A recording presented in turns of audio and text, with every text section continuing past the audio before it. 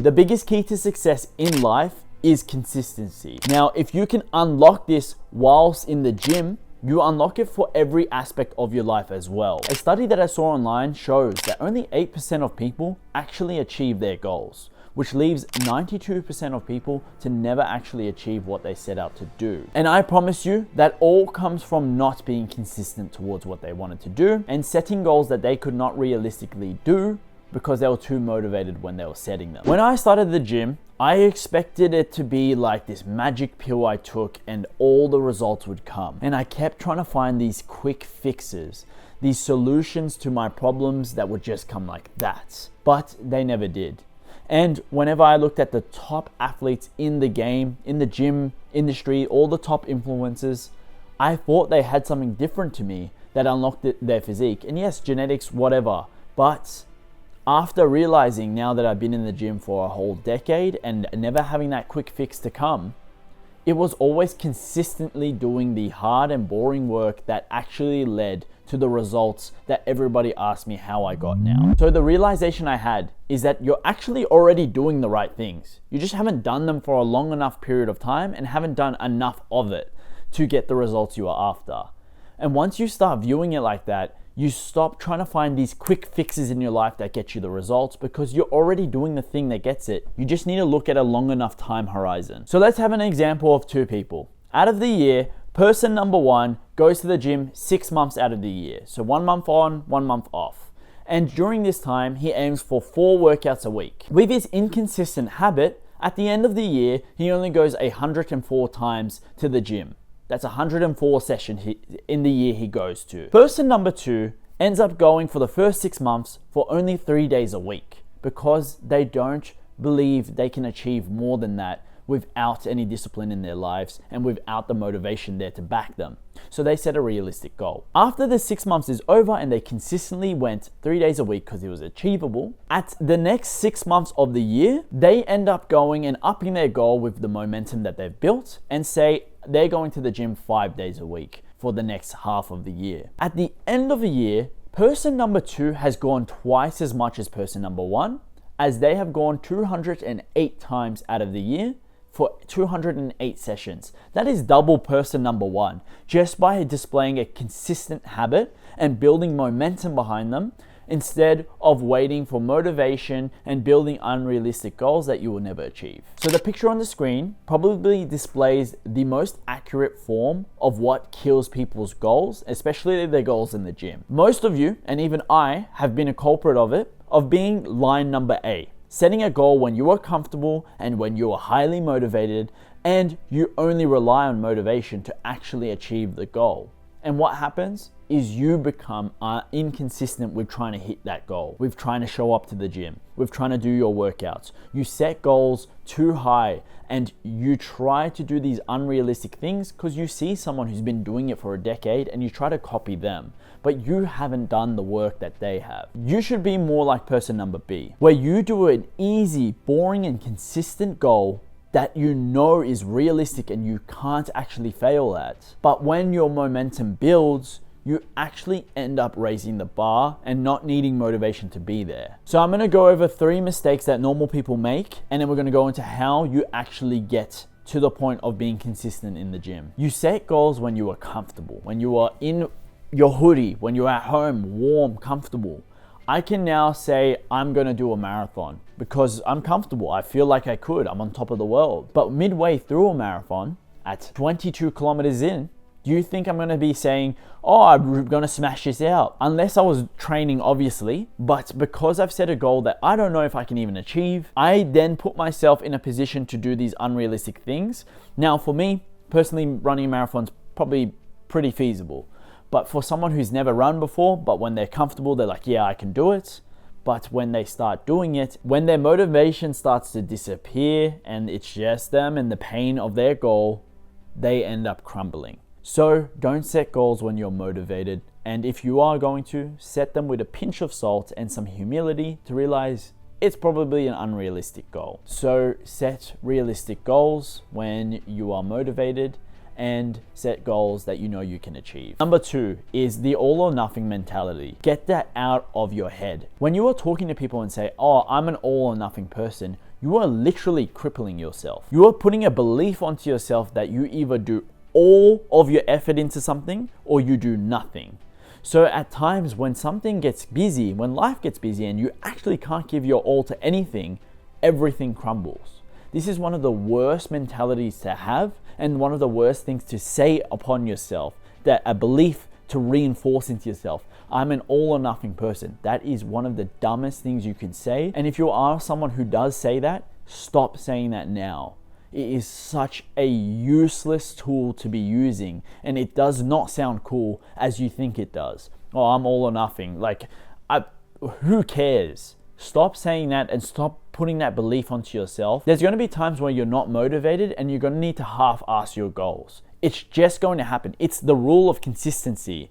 The waves happen of motivation. Some days we show up to the gym and we just feel like shit, but you still show up. If you were to do that all or nothing mentality and you fail your bench press and then you just give up on everything, it is a very useless tool to be putting onto yourself and a very shit belief to have on yourself, especially if you want to be successful and consistent. One of the last mistakes I will mention is not understanding how dopamine works. Dopamine is what will make you motivated to be consistent.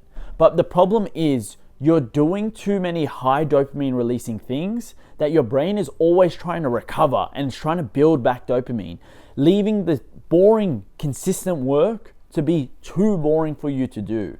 So when you're doing all of these overstimulating things, you're depleting your dopamine so that you no longer find things fun. That's why you can't sit down and actually focus to save your life. You can't do any of that. It's because you don't understand how your brain works and how dopamine works. So do yourself a favor and learn that. So now, how do you actually stay consistent towards going to the gym and unlock the habit of consistency and do it right? So step number 1, small goals that you know you can realistically do. Like person B in the chart that we just saw, person B will always do better over a long enough time horizon, just because they're doing something that's realistic and they can achieve. Take the humility hit and understand you're not going to be on this rocky cutscene because it's unrealistic for you to do. It's okay to be the person who walks in the race, because after a long enough time horizon, you will continue walking while the other person gave up a long time ago. The tortoise and the hare, everybody knows that story. Just do what you can realistically do that you could never actually not achieve. 2, building systems that you fall back on rather than just having goals. Everybody at the start of a race has the same goal, to finish it. But only the people who have the correct systems in place will finish and end up at the end of the goal because they now have something to fall back on. As a quote from James Clear, which is from Atomic Habits, the purpose of setting goals is to win the game. The purpose of building systems is to continue playing the game. And when we understand this, you fall back when everything falls apart in your life onto the systems you built and the realistic goals you set versus the unrealistic bullshit you have for yourself. So it is more important to have a proper system in place than just to have a goal that you don't really know how you're going to hit. So let's break down a system you can build. Guys in your 20s, if you're looking to lose weight, we do a 6-week free weight loss challenge where we help you accomplish your goals. We take out the guesswork for you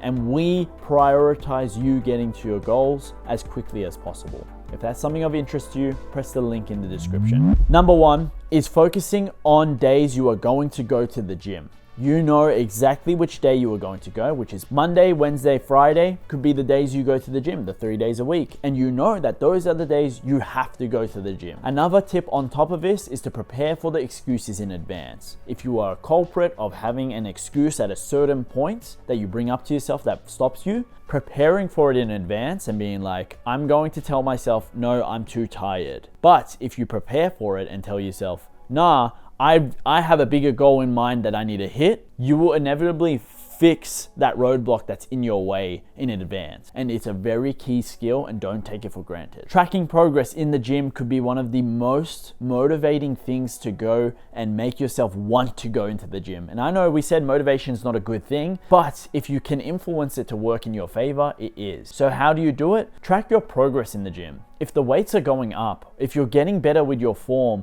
if you're showing up and you can actually do a whole hour workout and not feel too exhausted, you are making progress. That's a better you than the version you were before you. Track that. Have it on an Excel sheet. Try to learn and see what weights you're going up in. Go onto your notes, pull up a notes app, pull up a graph, and just measure your weights that you're going up with each day, each week.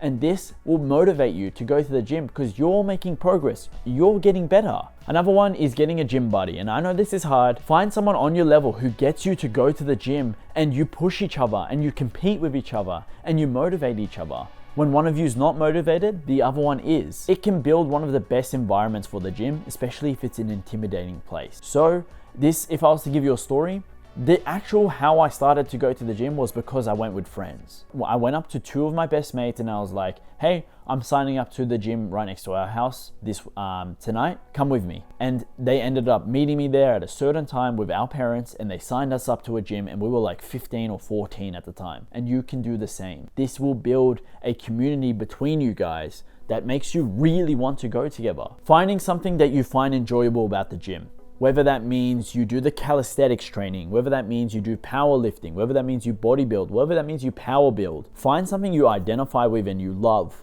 and that motivates you to go to the gym. This is a key way to just obsess over it. Falling into a category of certain type of gym person allows you to then really hone in on whatever it is you like. You can be the calisthenic guy. You can be the powerlifting guy. Once you find something you love, it really motivates you to keep going. Rewarding yourself for the hard effort you do put into the gym and the consistency you are doing. What people don't understand is our brain is so advanced and unique that we have certain concepts that allow ourselves to train ourselves to actually want to do something. So after a hard workout or after a very hard set, if you tell yourself, good work, I'm getting better, I'm doing better, that was hard and I smashed it, you actually reinforce it into your brain that you're going to start liking to do hard things. After I finish a very hard set of squats, I literally say to myself out loud, fuck yeah, I just smashed that, like good work. That was so scary and I didn't know how I did it, I got it up, good work. This reinforces you to keep going. This actually reinforces you. It's been proven that doing these things to yourself is one of the best ways to train yourself to love doing hard things. When you finish a workout, you tell yourself, that was exhausting, but great work. It sounds corny, it really does work. It teaches you to like hard things. Once you finish a workout, you will start to enjoy it and start to crave going and doing very hard workouts. If you do all of these things in combination with each other, you no longer rely on motivation and you take yourself out of that 92% of people who never achieve their goals, and you do become one of those 8% who achieve their goals. Now, I think that number is even less for people who show up and achieve their goals in the gym. So you're doing something extraordinary for yourself. Extraordinary accomplishments come from doing ordinary things for extraordinary periods of time. Alex Hormozi. I'm very proud of that.